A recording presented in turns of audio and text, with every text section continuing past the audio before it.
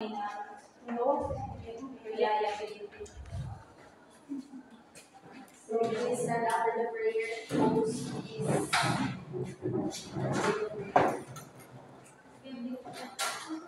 let us put ourselves in the holy presence of God as we all say, in the name of the Father, and the Son, and the Holy Spirit. Lord, thank you for this day, and we ask that you would guide our path today, and more specifically our thoughts, words, and actions. Please be with us throughout the day, and help us navigate whatever comes our way. Most importantly, help us to reflect and live out our life in a way that is honoring to you. In Jesus' name, amen. Father, the Son, and the Holy Spirit. So, good morning, everyone. Good morning. So please sit down.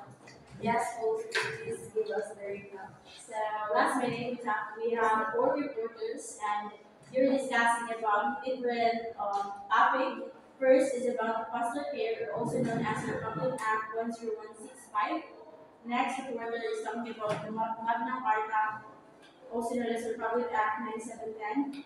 Republic Health Act 2012, which is also known as the Republic Act 10354, and the Family Court Act of 1997, Republic Act 8369. Thank you. So our next topic is Republic Act number 11210. Please read everyone. An act increasing the maternity leave period to 105 days for female workers with an option to extend for an additional 30 days without pay and granting an additional 15 days for solo mothers and for other purposes. Being enacted by the Senate and House of Representatives of the Philippines in Congress as a bill. Section 1, short title, this act shall be known and cited as the 100-day expanded maternity leave law.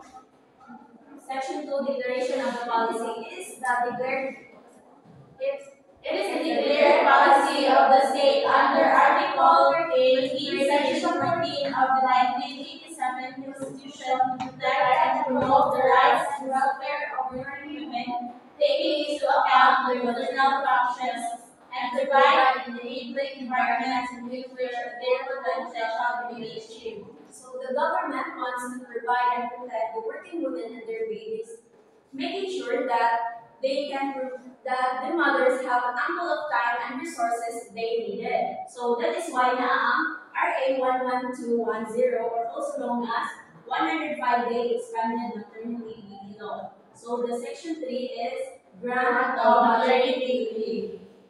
All female workers in the Philippines are entitled to 105 days of paid maternity leave, extendable by 30 unpaid days.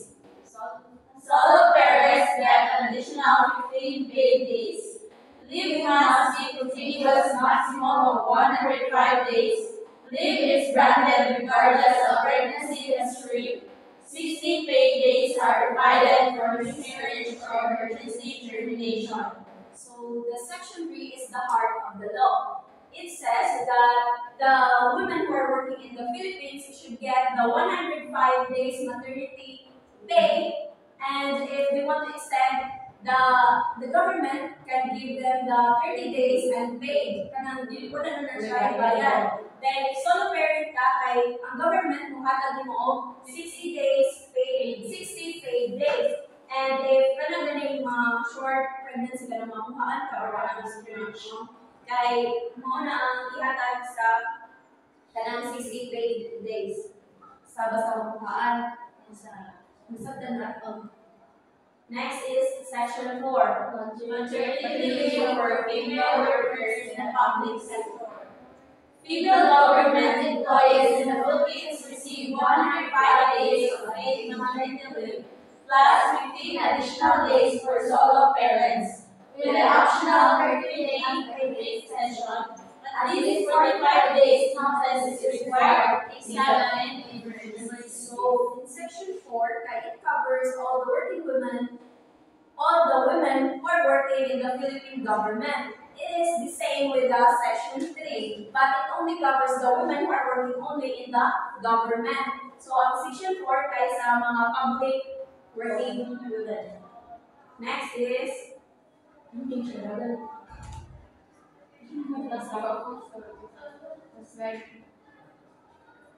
Next is section 5. Outlines maternity leave for female workers in the private sector. Private sector employees in the Philippines get 105 days paid maternity leave, 60 days for miscarriage termination. Eligibility needs 3 months of prior SSS contributions. Employer's advance payment reimbursed by SSS. If a worker lacks contributions, the employer pays SSS the equivalent of the benefits. Section 6. Allocation of maternity leave credits. Up to 7 days of maternity leave can be transferred to the father or another caregiver. Transfer is allowed if the mother dies, is absent, or incapacitated.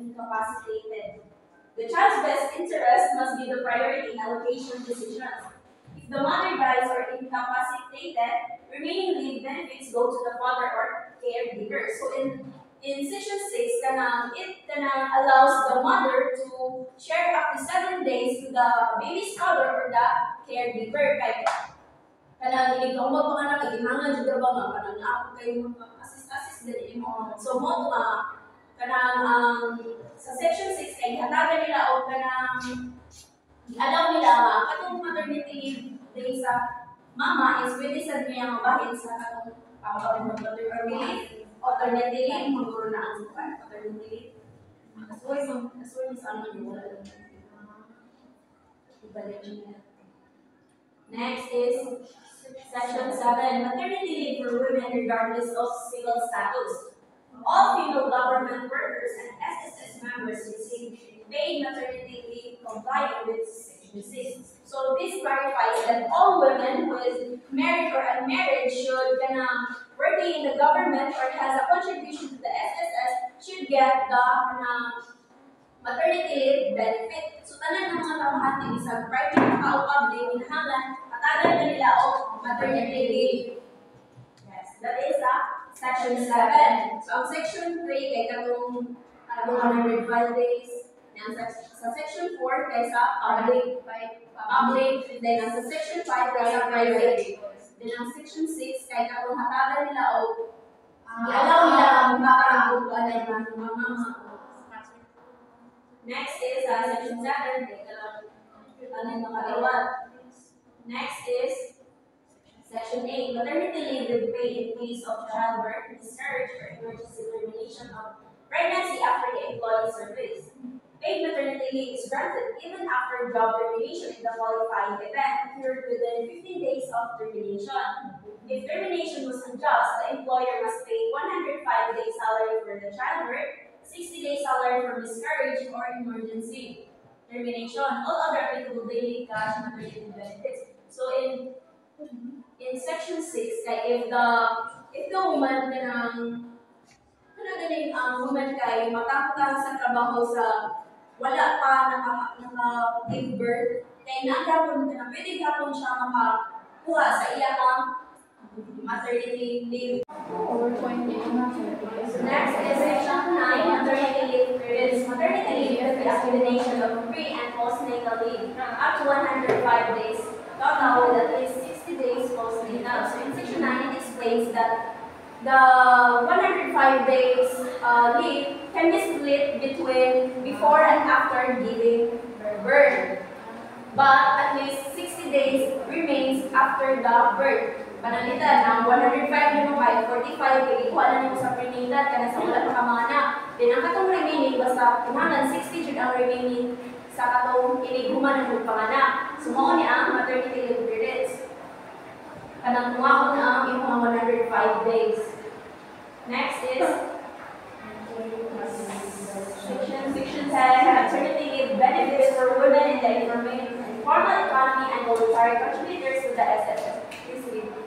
Maternity benefits cover married and unmarried women in the informal economy who have contributed to the SSS for at least 3 months. So in section 10, it extends the 105 days maternity leave for all the women who are working working in informal economy. Wala sila na employed sa private o sa government. Bali mo na sila ang mga like businesses like kanang mga vendors sa kanang mga service. Pwede sad sila makakuha ani maternity leave. Nag-asa na sila SSS. O basta makakontribute gapon sila og 3 months. Dili man ka pwede o panalitan i-contribute ka pag 2 months, dili mo na pwede niya. At least 3 months, no? 3 months, mag-raise na sila dito. Basta makakontribute na pag 3 months kayo, tagan mo na ka. Wow.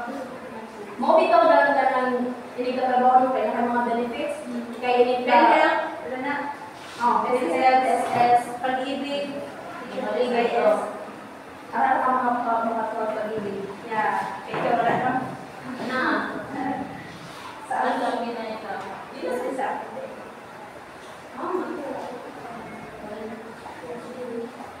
Sige, galing mo na ka. Anak, sumpay na yun.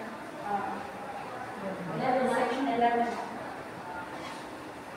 So, Section 11, maternity benefits for female workers who are non-members of the SSS. Female workers not in the SSS are covered by PhilHealth Circular Number 022-2014 for maternity benefits. So, those women who are pregnant women who don't contribute to the SSS can still get the maternity benefits to the PhilHealth. Sila ang PhilHealth no yung matag o maternity benefits nila kaya ang SS, dili man sila matag basta wala ka na contribute o 3 months. So, muna sa Section 11. Next is Section 12. Maternity leave. Maternity leave of female worker with pending administrative case. Government and private sector employees can take maternity leave even with a pending administrative case. So, if this section ensures that the working woman can still get the 105-day leave. Bisan na siya iyang mga kaso or conflict sa company. Maugyap na inang right na kuhaon niya ang iyang maternity leave pay. So, muna Section 12. Next is Section 13. Maternity leave for female national updates. So, sa Section 13, it covers it addresses the maternity leave for those women who are national athletes. So, sa Section 13, kay sa mga babae, mga sports ba o? Mauna ang sa Section 13. Section 16. Non-discrimination. No employer, whether in the public or private sector, shall discriminate against the employment of women in order to avoid the benefits provided for in this Act. So, in Section 16, the employer should not refuse to accept the woman employee para makaligay sila sa paghatag ng benefits in the future. Galing may mga bike, hindi nila sila magawag kasi magkagasto sila in the business. So, hindi na ang naman sa Section 16. Yeah, non-discrimination. Last is the penalties. Penalties for non-compliance, individuals face fines 20,000 to 200,000 and or imprisonment 6 years and 1 day to 12 years. For violating this act, organizations and their leaders face the same penalties. So in Section 18, this covers all the policy penalties na atubangon sa employer if dili nila i-provide ang rights sa working woman who is pregnant. So, na may question? Kung ka na ng pag-usin ay mabuti sa mga nag-on mo sa yung right. Business permit non-renewal, failure to comply with the act results in non-renewal of business permits for associations, partnerships, corporations, and private enterprises.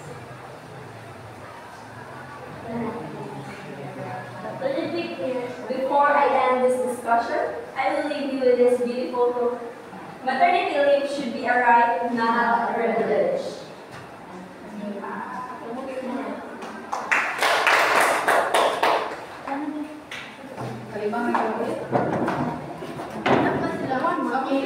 Escape